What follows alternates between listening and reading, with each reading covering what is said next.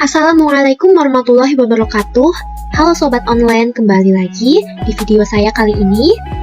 Saya akan membuat video berupa materi untuk memenuhi tugas UAS mata kuliah Manajemen Perilaku Organisasi dengan dosen pengampu Bapak Ibnu Asaduddin SAG MPD. Program Studi Manajemen Pendidikan Islam Fakultas Tarbiyah dan Ilmu Keguruan Universitas Islam Negeri Profesor Kiai Haji Saifuddin Zuhri Purwokerto tahun 2023. Nah, kali ini merupakan tugas individu dengan saya sendiri, Zenita Eka Pradani, dengan NIM 2017-40-1028 dari kelas 6 MPIA. Ya, langsung saja kita saksikan video berikut ini. Check it out. Baik, sebagai pengantar, bahwa pemimpin itu memiliki integritas tuan rumah. Jadi, cara mengasah integritas tuan rumah yaitu yang pertama, dilahirkan, dicipta, dan dipaksa. Kemudian, revolusi kerja yaitu tenaga, karya, dan talenta. Faktor karyawan banyak yang tidak betah yaitu pertama, faktornya gaji, lingkungan, dan apresiasi.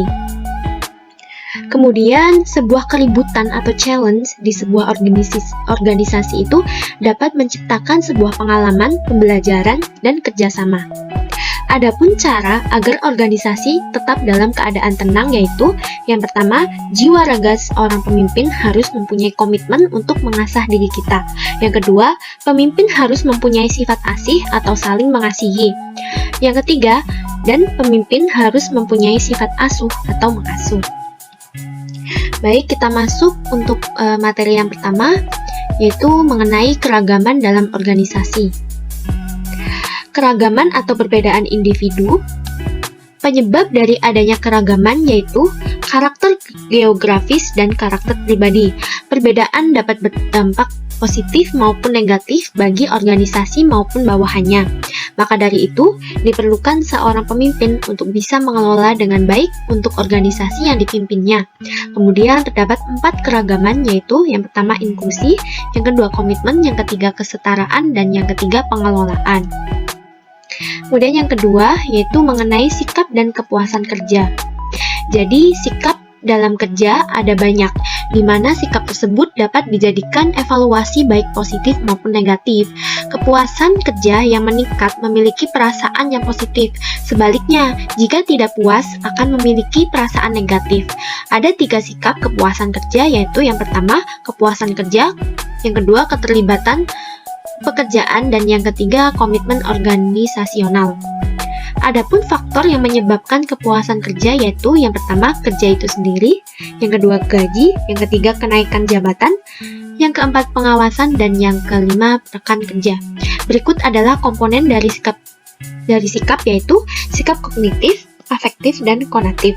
Adapun respon puas atau tidaknya puas antara lain keluar, kesetiaan, aspirasi, dan pengabdian.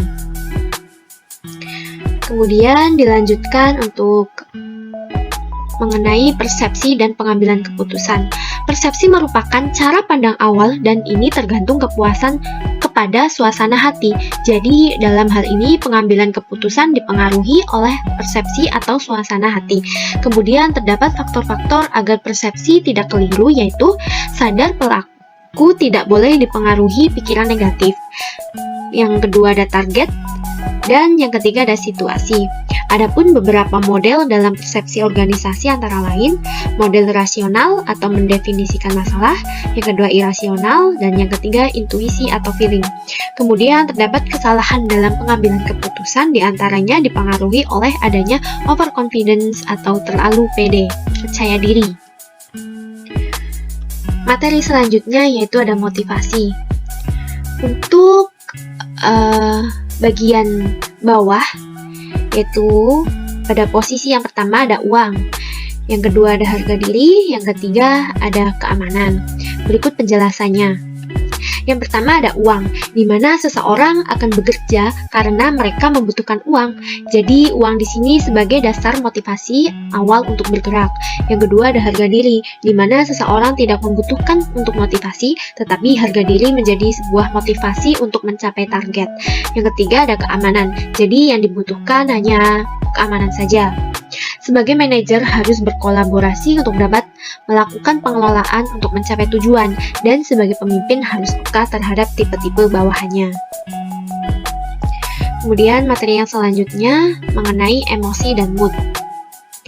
Emosi dan mood pasti akan muncul dan pasti akan mempengaruhi kinerja. Emosi yang positif adalah sebuah kekuatan besar di jiwa tanpa dibuat-buat. Emosi yang dilahirkan akan membawa bawahannya menjadi positif. Jadi seorang pemimpin harus sudah selesai dengan dirinya sendiri, maka kita bisa menyelesaikan masalah-masalah umatnya.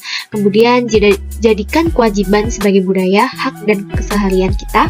Jangan mencoba menjadikan kewajiban sebagai keterpaksaan, maka akan menjadikan kewajiban terbelenggu. Kemudian selanjutnya mengenai kepribadian dan nilai-nilai. Mengenali diri kita sendiri itu sangat penting untuk dapat meraih kebahagiaan hidup. Tanpa mengenali diri sendiri, pasti kita akan merasa gelisah dan resah. Adapun cara untuk mengenali diri sendiri antara lain, yang pertama value atau nilai, yang kedua minat, yang ketiga emosi, yang keempat jam biologis, yang kelima misi, dan yang terakhir ada kekuatan.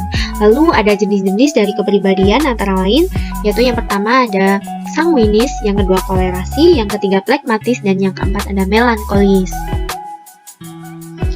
Materi selanjutnya yaitu mengenai kelompok. Sebagai manajer atau pemimpin harus paham bahwa dalam organisasi pasti muncul kelompok-kelompok. Maka kita sebagai pemimpin akan memahami passion tertentu, maka perlakuan kita kepada kelompok pasti berbeda. Dan kita memaksa organisasi untuk memiliki langkah yang sama karena tipe-tipe seorang pemimpin itu berbeda-beda, serta pemimpin juga harus mengetahui tipe-tipe bawahannya. Ada beberapa alasan anggota organisasi ingin membentuk sebuah kelompok, yaitu yang pertama demi keamanan, yang kedua meningkatkan status, yang ketiga harga diri, dan yang keempat ada afiliasi. Kemudian untuk materi selanjutnya mengenai komunikasi. Komunikasi itu sangat penting di dalam organisasi untuk menyukseskan tujuan yang sudah direncanakan di dalam organisasi tersebut. Komunikasi terbagi menjadi dua, yaitu komunikasi satu arah dan komunikasi dua arah atau diskusi. Komunikasi diperlukan berdasarkan agenda rutin, kebutuhan mendesak. Ini sebagai syarat atau langkah nyata untuk mewujudkan komunikasi yang baik.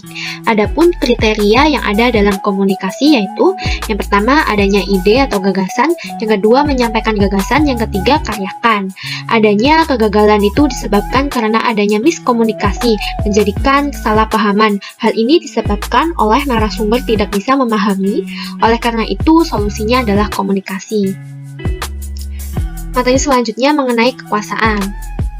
Ada beberapa sumber kekuasaan yaitu melalui perpanjangan dinasti, peraturan yang membumi, dan dengan gaya. Jadi dalam Al-Quran juga sudah tertuang bahwa setiap kita adalah seorang pemimpin dan setiap pemimpin pasti ditanya tentang kepemimpinannya. Adapun tugas dari seorang pemimpin yaitu ada 3. Yang pertama, pemimpin harus bisa mengajarkan. Yang kedua, pemimpin harus bisa memarahi. Yang ketiga, menciptakan kader terbaiknya untuk menjadi penerusnya. Lalu, materi selanjutnya mengenai konflik. Menurut Robin, terdapat 3 pandangan mengenai konflik. Pertama, pandangan tradisional. Jadi, mereka menganggap konflik itu jelek. Yang kedua, konflik pasti terjadi, tidak bisa dihindari, tetapi harus dihadapi dan dicarikan jalan keluar. Jadi, pemimpin harus memahami bagaimana cara untuk menangani konflik tersebut. Yang ketiga, interaksionis atau saling berhubungan. Kemudian, adapun penyebab konflik yaitu pertama konflik di dalam individu, kemudian konflik antar individu di dalam organisasi yang sama, antar individu dan kelompok, konflik antar kelompok, konflik antar organisasi, perbedaan individu, latar belakang budaya, perbedaan kepentingan, perubahan nilai, dan perbedaan pola interaksi. Jadi di sini seorang pemimpin harus memahami karakter pribadi melahirkan manajemen agar semuanya dapat berjalan dengan lancar menuju target yang sudah ditetapkan. Kemudian materi selanjutnya mengenai struktur organisasi. Pemimpin adalah seorang yang menggerakkan semua anggotanya, mempunyai arah dan tujuan organisasi tersebut akan dibawa kemana, dan bisa membaca peta serta bisa menentukan. Maka dari itu, dibutuhkan sebuah struktur dan organisasi. Seorang pemimpin mengkoordinasikan tujuan-tujuan pekerjaan secara formal. Setelah itu, seorang pemimpin sudah mendefinisikan terkait dengan kelompok pekerjaan yang kemudian dipasang job desk atau pembagian tugas. Struktur organisasi sangat penting untuk kelancaran organisasi agar mencapai suatu target yang diinginkan. Sudah saatnya organisasi siap bergerak untuk meningkatkan komitmen yang baik agar dapat tercapai cita-cita suatu organisasi tersebut. Nah, di ujung materi yang terakhir nih, yaitu mengenai budaya organisasi. Setiap organisasi pasti memiliki tradisi atau kebiasaan. Budaya organisasi adalah ciri khas dari suatu organisasi. Nah, tentu satu organisasi dengan organisasi yang lain berbeda.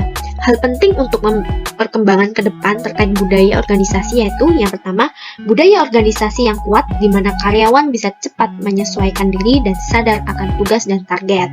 Yang kedua, budaya organisasi yang lemah di mana anggotanya menerima peran karena ada rasa takut terhadap pemimpinnya. Budaya yang baik itu dilihat dari adanya kerapihan administrasi, kedisiplinan, terus melahirkan inovasi dan pemberian wewenang yang jelas terhadap anggotanya. Nah, sekian presentasi mengenai semua materi pada mata kuliah manajemen perilaku organisasi. Kurang lebihnya mohon maaf. Semoga video ini dapat bermanfaat bagi kita semua. Sekian dari saya. Wassalamualaikum warahmatullahi wabarakatuh. Bye-bye.